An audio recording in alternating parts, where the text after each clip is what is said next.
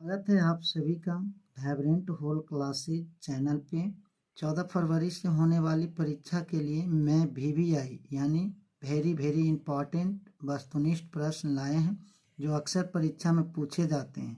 Video अच्छा लगे तो सब्सक्राइब, लाइक तथा शेयर ज़रूर करें ताकि मैं इसी तरह का प्रश्न लाते रहें। हाँ तो दोस्तों, मैं वीडियो शुरू करता हूँ। वीडियो का फर्स्ट प्रश्न है, निम्न में कौन सा पदार्थ लेंस के लिए प्रयुक्त नहीं किया जा सकता है? हाँ तो दोस्तों देखिए, फर्स्ट ऑप्शन है जल। जल एक पारदर्शक होते हैं, इससे एक ओर से दूसरी ओर की वस्तु दिखाई दे देती है, इसलिए जल लेंस बनाने में प्रयोग होता है। कांच। कांच एक पारदर्शक पदार्थ है, इसके द्वारा भी एक ओर से दूसरी ओर की वस्तु देखा जा सकता है, इसलिए इसका भी उपयोग हम लेंस बनाने में करते हैं। पीतल। पीतल एक अपारदर्शिक पदार्थ है, इसके द्वारा आर पार नहीं देखा जा सकता, इसलिए आपका सही उत्तर हो जाएगा ऑप्शन नंबर सी, पीतल।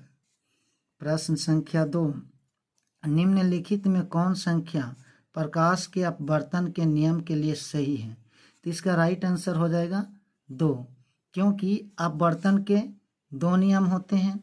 पहला नियम, आपतित किरण, अपवर्तित किरण और अभिलंब तीनों एक ही सतह पर होते हैं। दूसरा नियम, आपतन कोण की ज्या तथा अपवर्तन कोण की ज्या का अनुपात एक नियतांक होता है। प्रश्न संख्या 3, किसी वस्तु का प्रतिबिंब आँख के किस भाग पर बनता है? तो इसका राइट आंसर हो जाएगा रेटिना। किसी भी वस्तु का प्रतिबिंब जो बनता है रेटिना पर बनता है। पुतली, ये जब धूप ज़्यादा होता है तो ये सिकुड़ने और फैलने का काम करता है। प्रश्न संख्या 4, किसी माध्यम के अपवर्तनांक म्यू का मान होता है? इसका राइट आंसर हो जाएगा आपको sin I बटे sin R। इसी को स्नेल का नियम भी कहा जाता है। प्रश्न संख्या 5, एक गोलीय दर्पण की फोकस दूरी +20 सेंटीमीटर है, तो यह गोलीय दर्पण कैसा होगा? तो यह गोलीय दर्पण उत्तल होगा। प्रश्न संख्या 6, तालाब का जल कम गहरा दिखाई देने का कारण है? ये अपवर्तन के कारण ही तालाब का जल कम गहरा दिखाई देता है। प्रश्न संख्या 7, अवतल दर्पण की फोकस दूरी होती है। अवतल दर्पण की जो फोकस दूरी होती है वो हमेशा धनात्मक होता है और उत्तल दर्पण की जो फोकस दूरी होते हैं वो हमेशा ऋणात्मक होता है। प्रश्न संख्या 8, किसी अवतल दर्पण की फोकस दूरी f और उसकी वक्रता त्रिज्या r है, तो निम्नलिखित में कौन संबंध है?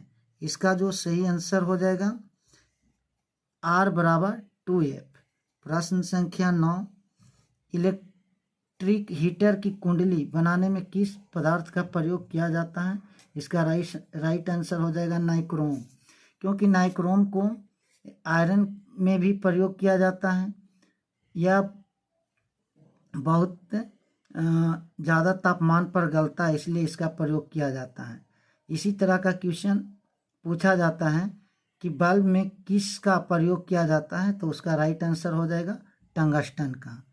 अगला प्रश्न संख्या 10, प्रश्न संख्या 10, एक यूनिट विद्युत ऊर्जा का मान है? इसका राइट आंसर हो जाएगा 3.6 × 10⁻6 जूल। प्रश्न संख्या 11, किलोवाट घंटा का इकाई है? इसका राइट आंसर हो जाएगा ऊर्जा, क्योंकि ऊर्जा ही किलोवाट घंटा का इकाई है। शक्ति, ये शक्ति जो होता है वाट का SI इकाई होता है। नेक्स्ट प्रश्न संख्या 12, विद्युत फ्यूज विद्युत धारा के किस सिद्धांत पर कार्य करता है? इसका राइट आंसर हो जाएगा ऊष्मीय। प्रश्न संख्या 13, वोल्ट मीटर को विद्युत परिपथ में किस क्रम में जोड़ा जाता है? तो इसका आपका राइट आंसर हो जाएगा ये बी हो जाएगा समांतर क्रम में। प्रश्न संख्या 14, विद्युत परिपथ में दो विद्युत के बीच विभवांतर मापने के लिए प्रयुक्त होता है? इसका भी राइट आंसर हो जाएगा वोल्ट मीटर। प्रश्न संख्या 15, जल विद्युत संयंत्र किस ऊर्जा को विद्युत ऊर्जा में रूपांतरित करता है? इसका राइट आंसर हो जाएगा डी, स्थितिज ऊर्जा। प्रश्न संख्या 16, विद्युत बल्ब में कौन सी गैस भरी जाती है? इसका राइट आंसर हो जाएगा निष्क्रिय गैस। प्रश्न संख्या 17, एक घोल नीले लिटमस पत्र को लाल कर देता है, घोल का पीएच मान क्या हो सकता है? इसका हो जाएगा 2, क्योंकि आप जानते हैं कि जिसका पीएच मान 7 से कम होता है वो अम्ल होता है, और 7 से अधिक होता है वो क्षार होता है, और जिसका पीएच मान 7 के बराबर होता है तो उदासीन हो जाता है। प्रश्न संख्या 18, बेंजीन का अणुसूत्र होता है, बेंजीन का अणुसूत्र C6H6 होता है। प्रश्न संख्या 19, एथिल अल्कोहल का IUPAC नाम है, इसका राइट आंसर आपका हो जाएगा बी, एथेनॉल। प्रश्न संख्या 20, CnH2n निम्नलिखित में किसका समान सूत्र है? इसका राइट आंसर हो जाएगा बी, एल्कीन, क्योंकि आप जानते हैं एन इन आइन, एन के मतलब होता है एल्केन, इसका सूत्र होता है CnH2n+2, इन CnH2n, इन आइन CnH2n-2, यानी ये है एल्केन, ये हुआ एल्कीन, ये हुआ एल्काइन। तो इसका राइट आंसर हो जाएगा एल्कीन। प्रश्न संख्या 21, लोहे की परमाणु संख्या, तो लोहे की परमाणु संख्या 26 यानी 26 होता है। प्रश्न संख्या 22, स्टेनलेस स्टील में लोहा एवं कार्बन के अलावे अन्य तत्व रहते हैं, इसके साथ अन्य तत्व रहते हैं निकेल एवं क्रोमियम। प्रश्न संख्या 23, पीतल है, पीतल एक मिश्र धातु है, क्योंकि इसमें बहुत सारे धातु मिले रहते हैं इसलिए ये मिश्र धातु हुआ। प्रश्न संख्या 24, निम्नलिखित यौगिक में कौन अम्ल है? तो इसमें आपका अम्ल है प्रश्न संख्या बी, H2SO4, इसको बोला जाता है सल्फ्यूरिक अम्ल। निम्नलिखित में कौन सा प्राकृतिक सूचक है? तो इसका राइट आंसर हो जाएगा हल्दी। प्रश्न संख्या 26, OH अभिक्रियाशील मूलक वाले यौगिक का नाम है, तो इसका राइट आंसर हो जाएगा एल्कोहल। एल्कोहल में OH अभिक्रियाशील मूलक होते हैं।